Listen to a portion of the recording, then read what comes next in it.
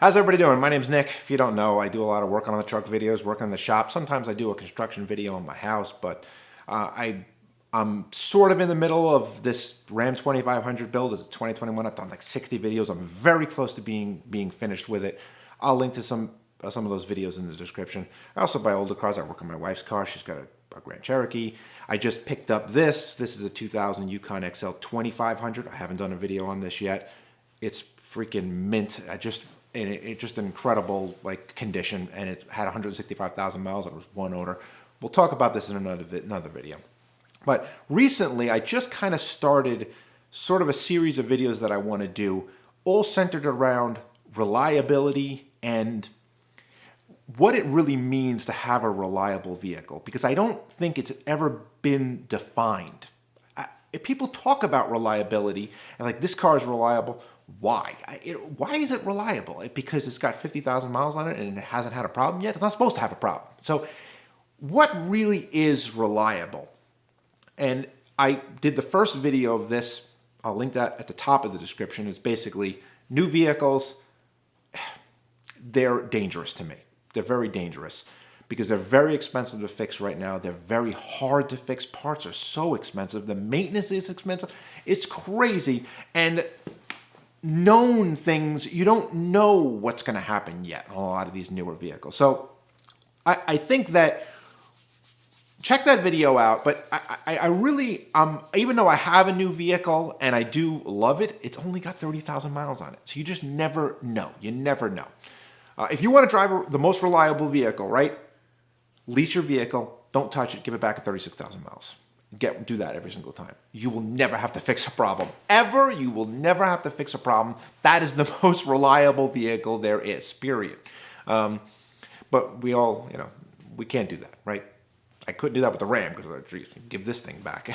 What the hell did you do to this thing? So I don't even know if you can lease a 2500. So here's what I came up with. It's probably going to be a long video, but here's what I've come up with reliability. I've come up with just the 4 laws of reliability. This is what I'm calling it. This is just the name that I've come up with, because I've broken it down into 4 sections, and all these things need to be true for you to consider your car the top of the reliability mountain, right at the top.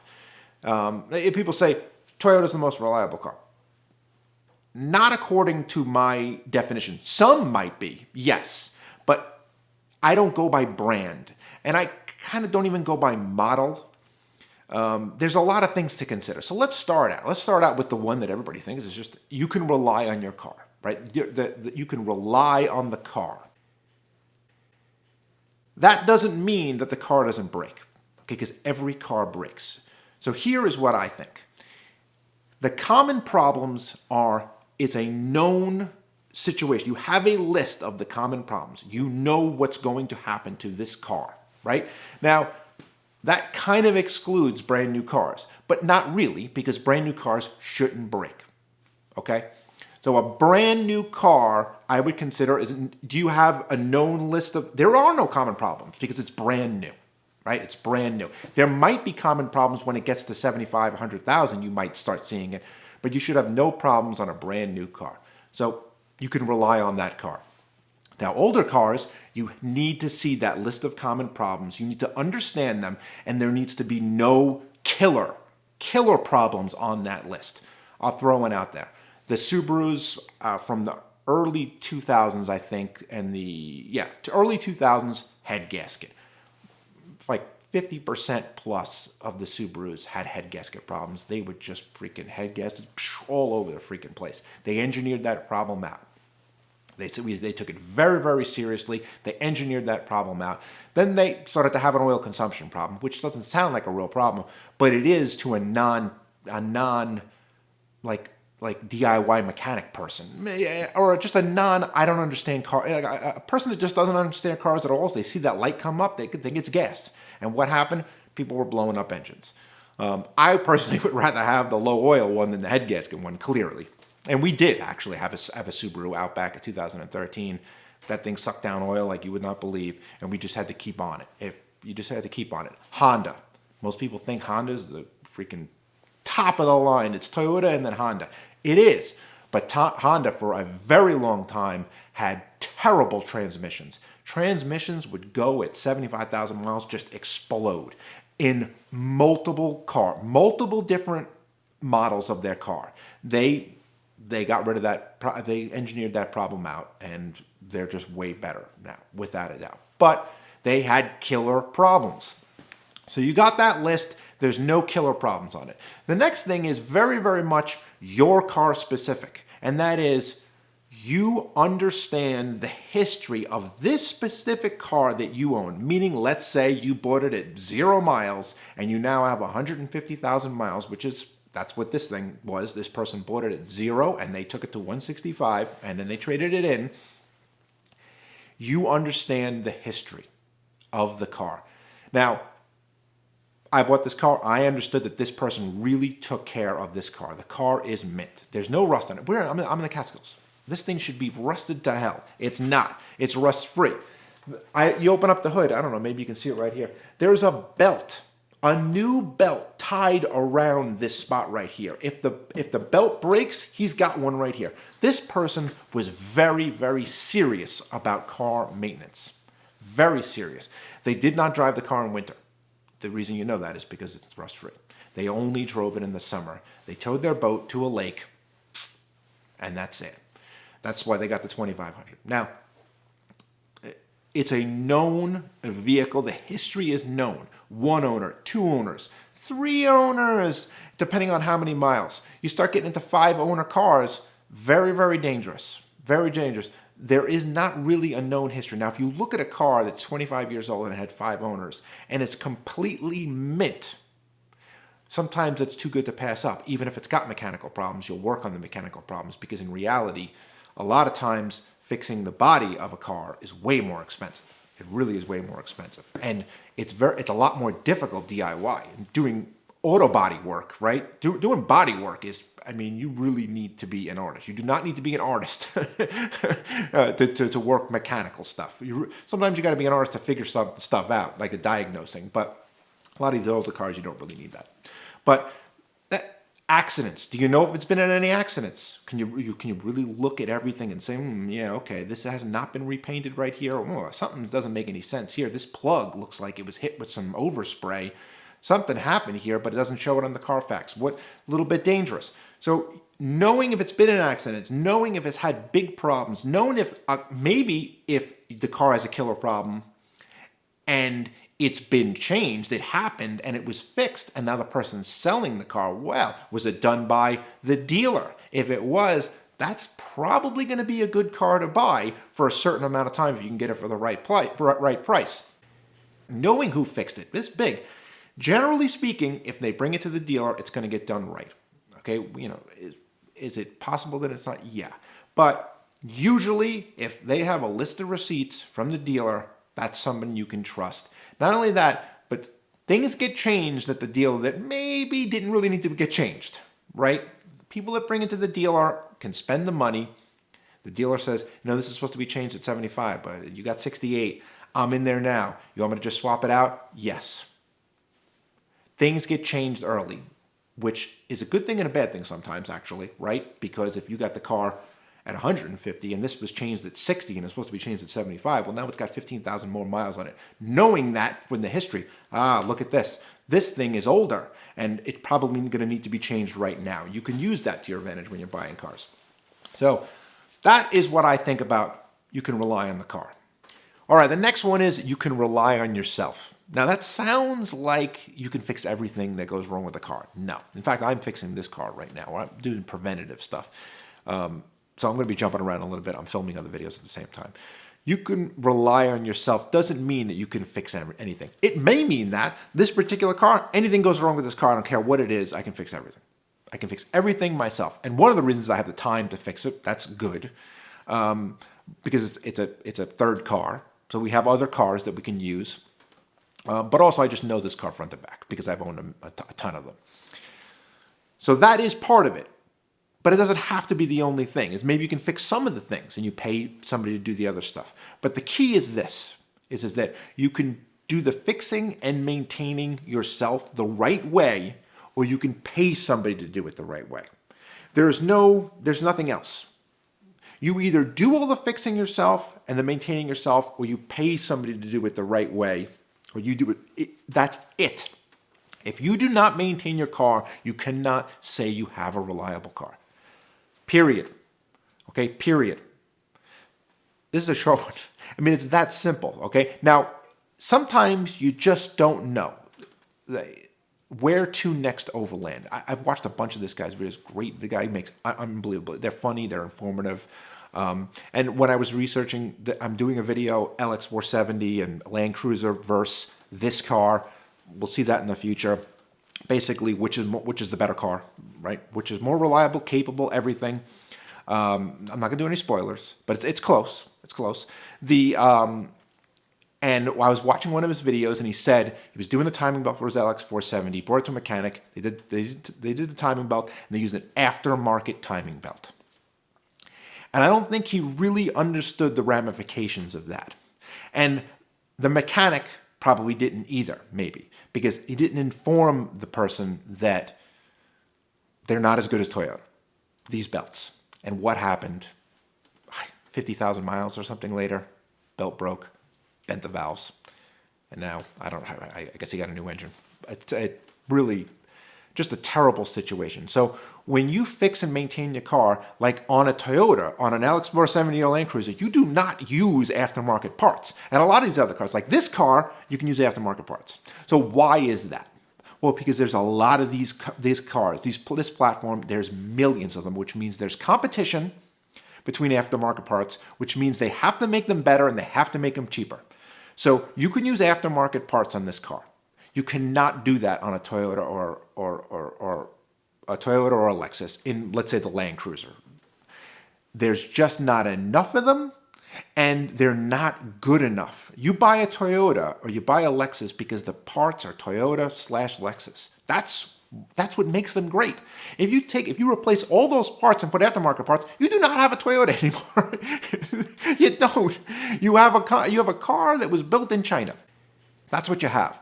So it's very important that you use quality parts, and in certain cases, quality part is only the dealer part, and you have to be ready for that. Like the brake booster on a Land Cruiser 100 series or Lexus 470 100 series. The brake booster in one of these videos that I'm going to link to a couple of these videos that this guy's done. They're great videos. Brake booster like $1,700, and like I don't even know if there is an aftermarket brake booster. So like you have to be ready to buy. If there is, I would not buy it.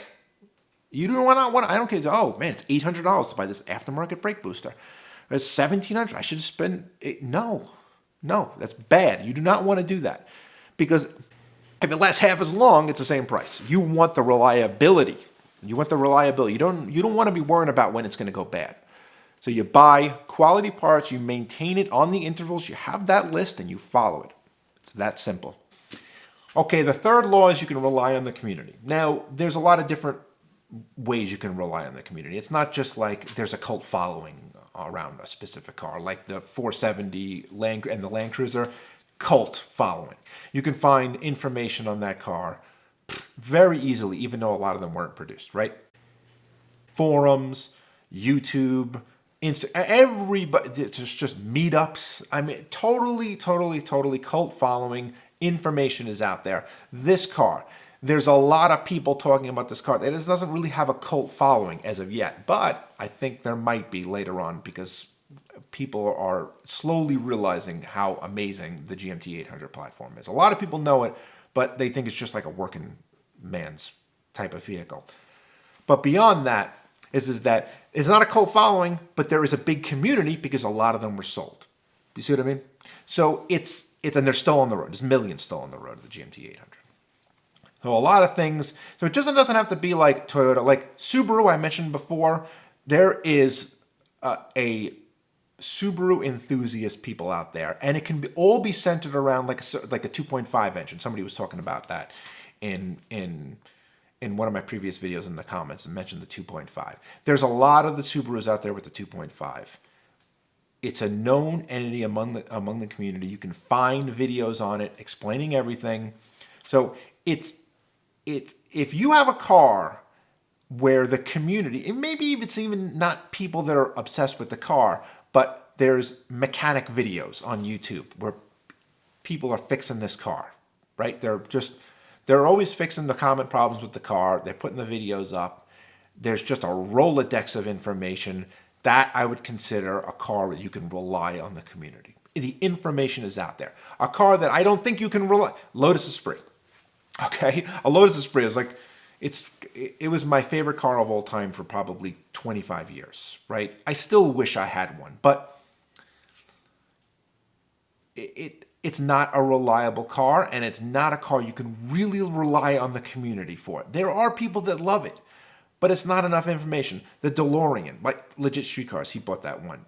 And there is a very, very, very dedicated community around that car, bigger so than the Esprit. Even though there's probably about the same amount on the road, maybe. There's probably more DeLoreans. But it's even, and they're both not good cars mechanically. They really aren't. But I would say that the community centered around the DeLorean is better.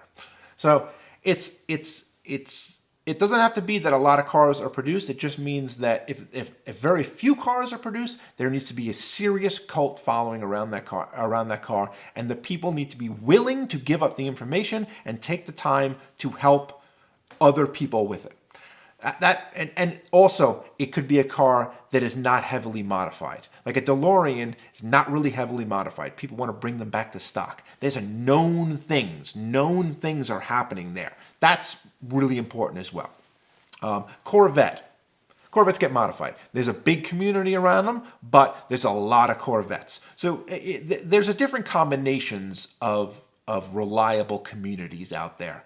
You just gotta be sure about it. If you want to fix the cars yourself, you're gonna need a reliable community to help you, and that could just mean YouTube videos. So, all right, let's get to the next one.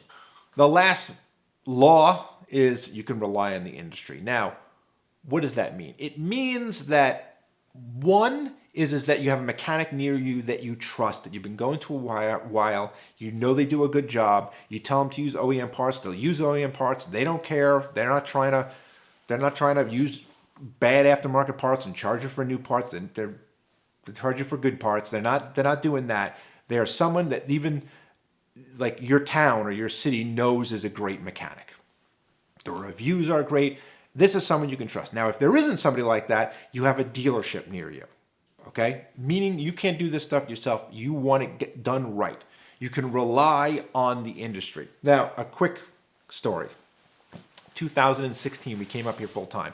I had a Wrangler Rubicon Ford. It was a 2007, I think. Had 100 plus thousand miles on it. No Jeep dealers by me. So I didn't know anything about the mechanics. I said to myself, wow, if something goes wrong right now where I don't know anything about anything and I have to bring it in, well, we got a problem. I said, okay, there's a Toyota dealer 30 minutes from me. I'm going to trade this thing in for a Toyota 4Runner. I go down there. They give me a price on a trade-in. Done. Give me the Toyota 4Runner. Brand new. 2 months later, the dealership closed. I mean, you can't even make this stuff up, right? So it was a dealership that was like 2 hours away, had this like second dealership, smaller by me. They shut that down, and now I had to go 2 hours away. You believe this nonsense? 2 hours away to fix anything. I just traded it in pretty much like 20,000 miles later. Just got rid of it because it just wasn't what I was looking for. I wanted a car that I can maintain. Totally. I wanted a car that I can maintain myself or reliably from a dealer. I was going to bring the thing to the Toyota dealership for oil changes, which sounds crazy, but it was our only car. It's important. And I was in the middle of nowhere. I didn't have what I have set up right now. Obviously, I'm totally set up. I was living in the city. I had no tools. I used to have a full tool set. I got rid of it because I'm moving to the city. Well, now I'm here. I didn't have any tools. So it was a while before I got set up correctly. So you can rely on your local mechanic or your local dealership. Next thing is that if you're doing the stuff yourself, you got to be able to rely on parts distributors. You got to be able to get parts quickly. Okay, this car, I could have any part for this thing tomorrow. On Amazon, I mean, you can really buy anything for this car on Amazon, or on the platform pretty much. That's amazing. And even local parts places have most of this stuff, you know, alternators, batteries, all that kind of stuff for this car you can get. That is very, very important, especially if you're in the middle of nowhere. You got to be able to get the parts, and the parts have to be good. So now we go back to the Toyota, the 470, right? The Lexus 470 and the Land Cruiser.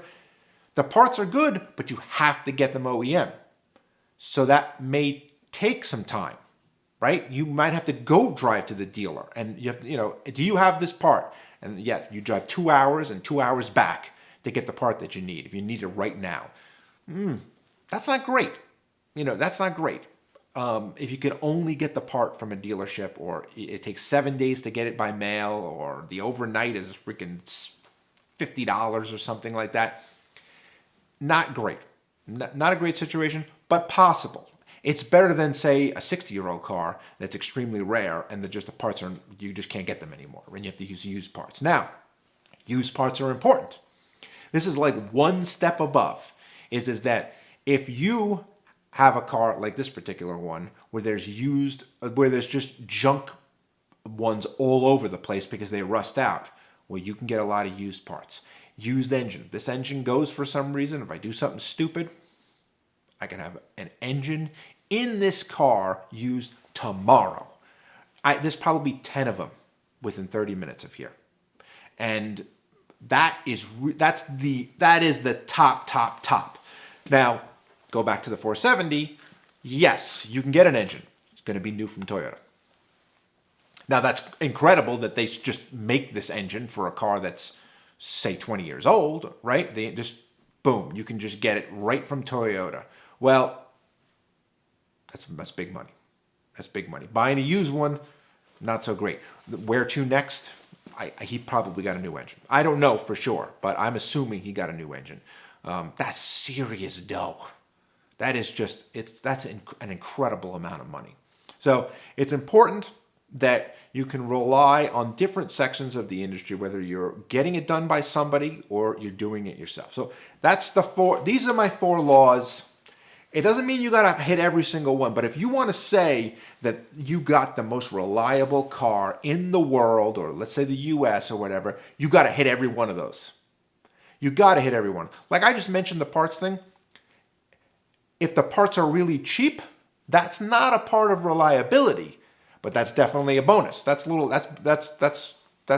you get 100 and you got 100 and you got 3 extra points for doing something you didn't have to do. So you got to hit every single one of these, in my eyes, to be the most reliable cars on the planet. Period.